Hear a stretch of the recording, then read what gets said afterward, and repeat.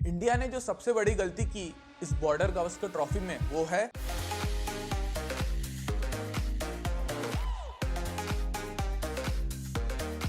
क्या हो गया भाई इंडियन टीम को। 3 महीने पहले तक वर्ल्ड की बेस्ट टेस्ट टीम हुआ करती थी इंडिया में, एज इन घर में तो इंडिस्पेंसेबल रिकॉर्ड था ही, और बाहर भी जाके बहुत ही तगड़ा परफॉर्म करती थी, इनफैक्ट बेस्ट ही परफॉर्म करती थी। लेकिन अभी न्यूजीलैंड से घर पे 3-0 हार गए, उसके बाद अभी ऑस्ट्रेलिया से बॉर्डर गावस्कर ट्रॉफी में 3-1 हार गए। बड़ा ही डिसअपॉइंटेड हूँ यार मैं। तो वेलकम टू पैडल स्विप। आज इस वीडियो में हम 3 गलतियां डिस्कस करेंगे जो इंडियन टीम ने इस बॉर्डर गावस्कर ट्रॉफी में की है। गलतियों पे आने से पहले मैं 2 शब्द जसप्रीत बुमराह के बारे में बात करना चाहूंगा। क्या गेम चेंजिंग प्लेयर है यार वो। 4.25 मैचेस में 32 wickets at an average of 13 and strike rate of 28। Average of 13 भाई, क्या अनबिलीवेबल एवरेज है। 13 के एवरेज से उन्होंने 32 विकेट्स ले लिए। एकदम गजबी बॉलर है। इंडिया जो इस सीरीज में थोड़ा बहुत रिडेम्पशन है, रिडेम्पशन तो क्या ही बोले, थोड़ा बहुत कॉम्पेंसेशन अगर बोल सके कि एक आध मैच जीत गया, एक आध मैच ड्रॉ हो गया, बाकी ओवरऑल कुछ कुछ जगह ओके परफॉर्मेंसेस थे, वो केवल और केवल जसप्रीत बुमराह के वजह से है। गजब ही बॉलिंग की है। इनफैक्ट इतना ज्यादा बॉलिंग की है कि उन्हें बोलना पड़ गया रोहित भैया को कि बस अब और जोर नहीं लग रहा। 5th टेस्ट मैच में बैक स्पैज्म की वजह से हल्का सा इंजर हो गए। उम्मीद करता हूँ कि वो जल्दी से जल्दी फिट हो। ऑब्वियसली सब चाहते हैं कि बहुत जल्दी फिट हो। अभी इस समय इंडियन क्रिकेटिंग टीम के लिए सबसे इंपॉर्टेंट है जसप्रीत बुमराह की फिटनेस। तो आप लोग सब कमेंट करके लिखो गेट वेल सुन बुमराह, ताकि वो जल्दी से फिट हो जाए और इंडिया को और भी मैचेस जिताए। अब एक शब्द हम पैट कमिंस के बारे में भी बात कर लेते हैं। उनकी क्या फिटनेस है यार। पैट कमिंस ने पूरे 5 मैचेस खेले, उन्होंने 167 ओवर्स डाले। बुमराह से कंपैरिजन करें तो बुमराह ने 151 डाले थे, तो इन्होंने भी बहुत ज्यादा ओवर्स डाले और 25 विकेट भी लिए। उसके अलावा उनकी ग्रिटी बैटिंग, जब भी ऑस्ट्रेलिया को जरूरत थी तब वो ऑस्ट्रेलिया को सिचुएशन से बाहर निकालते थे और इफेक्टिव बैटिंग करते थे। और उसके ऊपर उनकी कैप्टनसी, काफी टॉप क्लास प्लेयर है पैट कमिंस। हम लोग बहुत लकी है कि हम जसप्रीत बुमराह और PAT Cummins, probably 2 of the greatest bowlers of modern era को एक साथ एक सीरीज में देख पाए। इनफैक्ट ग्रेटेस्ट बॉलर्स छोड़ो, 2 of the greatest players of modern era eight there peak हम एक ही सीरीज में एक साथ देख पाए। तो बहुत ही लकी है और बहुत ही मजा आ गया। अब आते हैं अपने मेन टॉपिक पे, जो कि गलतियों की बात करने वाले थे।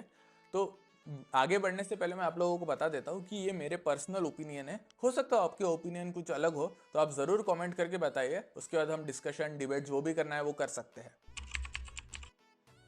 तो सबसे बड़ी गलती मुझे लगता है इंडिया ने ये की है कि उन्होंने डिफेंसिव मेंटालिटी के साथ खेला। अगर पिछले कुछ सालों की इंडिया की हिस्ट्री निकाल के देख लो जिसमें इंडिया मैचेस जीती है, तो ये नोटिस करोगे कि इंडिया हमेशा 5 बॉलर्स के साथ खेलती है।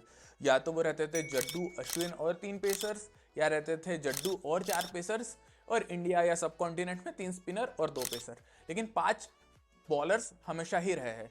कुछ स्पेसिफिक एग्जांपल्स मैं आपको दूं तो पिछले जो ऑस्ट्रेलिया में बॉर्डर गावस्कर ट्रॉफी हुआ था और 2021 में, तो उसमें गाबा में बॉलिंग अटैक था सुंदर, शार्दुल, सिराज, सैनी और नट्टू। एमसीजी जिसमें रहाणे ने सेंचुरी मारी थी, उसमें अटैक था जड्डू, अश्विन, बुमराह, सिराज और उमेश। और मेरा पर्सनल फेवरेट लॉर्ड्स में जो बॉलिंग अटैक था, मेरे हिसाब से वो बेस्ट पॉसिबल अटैक था, वो है जड्डू, बुमराह, शामी, सिराज, ईशांत। तो ये पैटर्न कॉमन है कि इंडिया 5 बॉलर्स के साथ ही खेलती थी और 5 बॉलर्स के साथ ही जीतती थी। अब प्रॉब्लम ये हो गया कि इंडिया जब न्यूजीलैंड से हार गया 3-0, तो इंडिया को लगा यार कि बैटिंग बड़ी कमजोर हो गई है, बैटिंग डेप्थ बढ़ानी पड़ेगी। बट इस बैटिंग डेप्थ बढ़ाने के चक्कर में इंडिया ने बॉलिंग ही कॉम्प्रोमाइज कर दी। इंडिया इसेंशियली मोस्ट मैचेस खेला है जड्डू, नीतीश रेड्डी और 3 पेसर्स के साथ। नीतीश रेड्डी तो हार्डली 2-4-5 ओवर्स करते थे, इनफैक्ट मोस्ट सिचुएशंस में तो बॉलिंग ही नहीं करते थे। तो मोस्टली इंडिया खेली जड्डू और 3 पेसर्स के साथ। और अगर फर्स्ट डे की बात करें ऑस्ट्रेलिया में, तो स्पिनर का कोई खास कंट्रीब्यूशन होता नहीं, तो इंडिया इसेंशियली बस 3 पेसर्स के साथ खेली है डे 1 के लिए। तो काफी कमजोर बॉलिंग अटैक था मेरे हिसाब से ये। और मैचेस जीतने के लिए यार 20 विकेट लेने पड़ते हैं, और 20 विकेट लेने के लिए 5 बॉलर्स की जरूरत पड़ती ही पड़ती है। तो इंडिया ने ये काफी बड़ी गलती कर दी मेरे हिसाब से कि 5 बॉलर्स ना खिला के बैटिंग डेप्थ की तरफ है। नीतीश रेड्डी, आई एग्री कि बहुत ही बढ़िया बैटिंग की है वो इस सीरीज में, one of the best batsman निकले आफ्टर सीरीज। लेकिन वो पोजीशन तो ऑलराउंडर वाली यूज कर रहे थे ना। मतलब अगर उन्हें एज अ बैट्समैन खिलाना है तो टॉप 6 में खिलाओ, बॉटम 5 में तो प्रॉपर 5 बॉलर बॉलिंग अटैक होना चाहिए। और आपके पास जब जडेजा जैसे ऑलराउंडर है जो इजीली नंबर 7 के पे बहुत अच्छी बैटिंग कर सकते हैं और as good as a primary first choice spinner की तरह बॉलिंग कर सकते थे, उनको पहले 2 मैचेस में ना खिलाने की कोई सेंस ही समझ में नहीं आया मुझे। कि भाई सुंदर को खिला ले एक मैच में, अश्विन को कोई ज़रूरत नहीं थी। जड्डू टॉप क्लास ऑलराउंडर है, नंबर 7 के लिए परफेक्ट फिट है। जड्डू हमेशा हर मैच खेलने चाहिए थे। तो मेरे हिसाब से ये 5 मैचेस में इंडिया का बॉलिंग अटैक होना चाहिए था। जड्डू, बुमराह, सिराज और ये 3 जो बचे पेसर से हर्षित राणा, आकाशदीप और प्रसिद्ध कृष्णा, इनमें से कोई भी 2। मेरे हिसाब से ये अटैक होना चाहिए था। आप लोग बताइए कि आपका इसमें क्या ओपिनियन है। अगली गलती की अगर मैं बात करूं तो वो है रोहित का बैटिंग स्पॉट। माना कि फर्स्ट मैच में रोहित अनअवेलेबल थे, इसलिए आपने केएल राहुल से ओपनिंग कराई। मैं ये भी समझता हूँ कि केएल राहुल ने पहले मैच में सेंचुरी मार दी, लेकिन आप अगर सोचो टीम सिलेक्ट कैसे हुई थी कि रोहित शर्मा पहले मिडल ऑर्डर में खेलते थे, इतना अच्छा नहीं कर पाए इसलिए ड्रॉप भी हुए थे।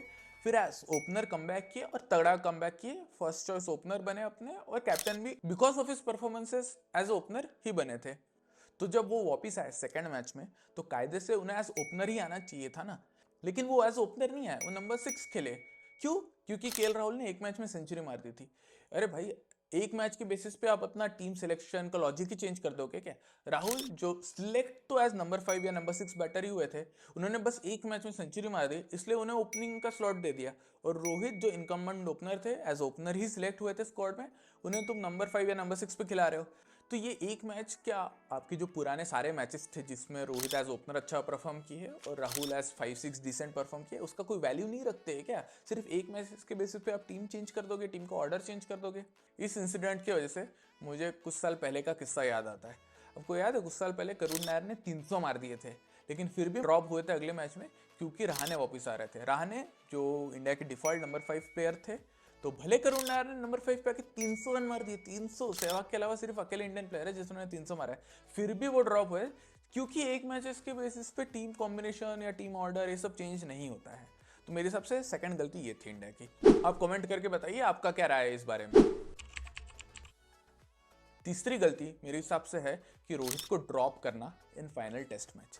यार रोहित तुम्हारे कैप्टन है यार, कैप्टन को कौन ड्रॉप करता है? मतलब हाँ, नैरेटिव कुछ कुछ बन चुका है कि opted out, rested, blah blah blah, but essentially तो ड्रॉप्ड ही है।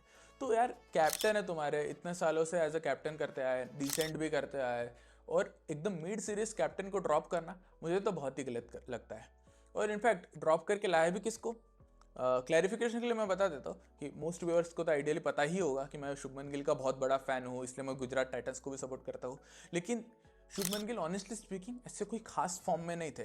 तो रोहित को ड्रॉप करके तुम अगर शुभमन गिल को ही ला रहे हो तो ऐसा फॉर्म के बेसिस पे तो कोई खास अपग्रेड था नहीं।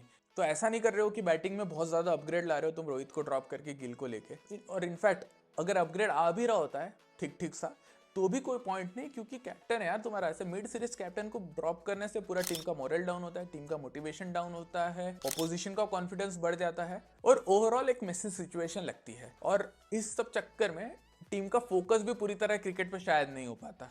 तो मेरे हिसाब से रोहित को 5th टेस्ट में ड्रॉप नहीं करना चाहिए था। ये 3 गलतियों के बारे में मैंने बता दिया। जाने से पहले अपन एक बार कैप्टनसी के ऊपर डिस्कशन कर लेते कि मान लो रोहित नहीं है अभी, मतलब रोहित वापस आएंगे नहीं आएंगे, रिटायर हो रहे या ड्रॉप हो रहे, हमें ज़्यादा आइडिया नहीं है, बट मान लो रोहित नहीं आ रहा है एज कैप्टन वापस, तो अगला कैप्टन कौन है यार इंडियन टीम का? जसप्रीत बुमराह एक ऑब्वियसली प्राइमरी कंटेंडर है, बट क्या हम लोग चाहते हैं कि जसप्रीत बुमराह सारे टेस्ट मैचेस खेले? एज इन इंडिया में जो मैचेस है जहाँ पे प्रोबेबली उनके बिना भी हम कोशिश कर सकते हैं अच्छी जीतने की, क्या हम चाहते हैं कि जसप्रीत बुमराह के वर्कलोड पे प्रेशर देना कि भाई वो सारे मैचेस खेले, कैप्टनसी भी करे, उसके अलावा T20 ODIs में भी इंडिया को जिताए और IPL भी खेलना ही पड़ेगा उनको? क्या हम ये चाहते हैं और क्या वो कर सकते हैं? मतलब ऑफकोर्स हम चाहते हैं कि जसप्रीत बुमराह बहुत बड़े प्लेयर बने, एज अ कैप्टन भी उनकी लेगेसी रहे, ब्ला ब्ला ब्ला, बहुत ही बढ़िया प्लेयर है, हम चाहते हैं उनके साथ बेस्ट हो। बट इंडियन क्रिकेट या उनके फिटनेस को ध्यान में रखते हुए क्या ये सही डिसीजन है? और अगर नहीं है कि नहीं भाई जसप्रीत बुमराह को नहीं बना सकते अगर कैप्टन, तो हम बनाएंगे किसको? Rishabh Pant option, may be KL Rahul है ऑप्शन। तो इस पे हम एक सोच विचार कर सकते हैं। आप लोग को क्या लगता है इंडिया का नेक्स्ट टेस्ट कैप्टन कौन होगा? ये भी मुझे कमेंट करके ज़रूर बताइए। आज के लिए इतना ही, फिर जल्दी मिलेंगे अगले वीडियो के साथ। उम्मीद करता हूँ कि आपको इस वीडियो में मज़ा आया होगा। अगर आया तो प्लीज़ वीडियो को लाइक कीजिए, दोस्तों के साथ शेयर कीजिए, चैनल को सब्सक्राइब कीजिए और नोटिफिकेशन की घंटी बजा दीजिए।